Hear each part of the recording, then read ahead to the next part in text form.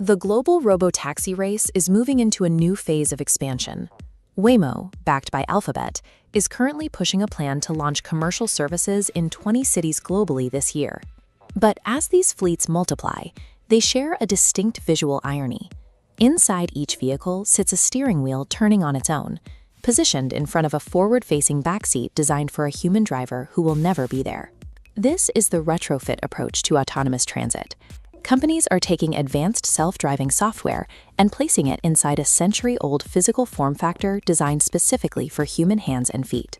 Because of that engineering compromise, the vehicles currently leading the market look like artifacts of a previous era. They are standard cars haunted by ghost drivers. Amazon's autonomous vehicle subsidiary Zoox is taking a different path. After launching free public rides in Las Vegas and San Francisco last year, they have officially activated robotaxi deployments in Austin, Texas, and Miami, Florida. Zoox operates on a radical premise. Achieving full autonomy requires moving past the limitations of the traditional vehicle frame entirely. They are re-engineering the car from a blank slate. The result is a purpose-built transit pod. It lacks steering wheels and pedals, featuring symmetrical sliding doors on both sides. Its design is closer to an urban transit rail car than a converted automobile. Zoox is attempting to win this space by ignoring the immediate push to scale. Rather than retrofitting existing cars, they are creating a new category of urban transit. A traditional car layout occupies significant volume with the driver's cabin. By removing it, Zoox creates an inward-facing, rider-centric carriage. Because there is no steering column dictating a front or back, the vehicle simply reverses direction in narrow spaces. Engineering the vehicle exclusively for autonomy allows every piece of hardware and software to be optimized for one specific use case. It never has to compromise its sensor placement or weight distribution to accommodate a human operator. True autonomy dictates a total redesign of the architecture, shifting the focus from the person behind the wheel to the passenger inside the cabin. This design is not merely theoretical. Zoox has been testing these pods rigorously, logging nearly 2 million autonomous miles across its operating markets and serving 350,000 riders. That scale of testing has allowed them to solve practical passenger problems.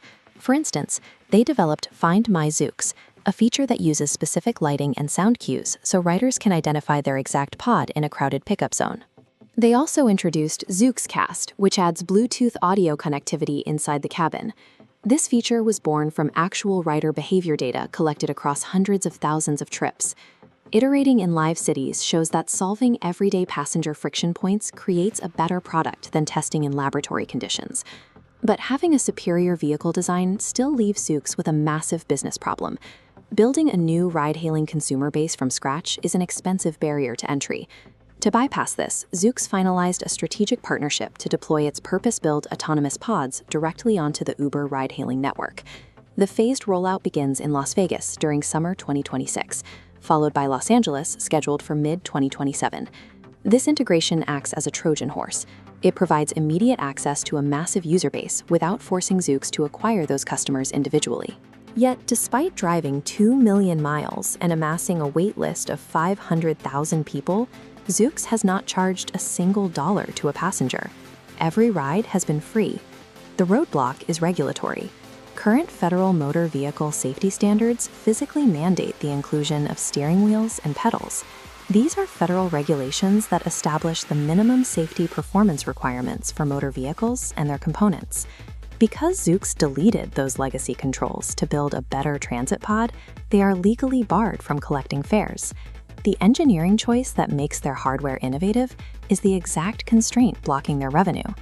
For Zoox, the primary obstacle standing in the way of commercialization is no longer a technological hurdle, it is a bureaucratic one. That barrier is close to collapsing. Zoox is currently awaiting a final decision from the National Highway Traffic Safety Administration, or NHTSA. This is the federal agency within the Department of Transportation responsible for writing and enforcing safety standards for road vehicles.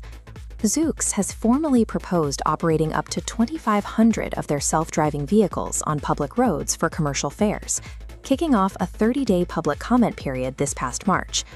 If approved, they are positioned to expand rapidly. They are already mapping streets in Dallas and Phoenix and testing in DC, Seattle, and Atlanta, building toward a 10-city commercial footprint. The moment that approval arrives, Zoox will become the first operator in the United States to charge for rides in a vehicle that was never designed to house a human driver.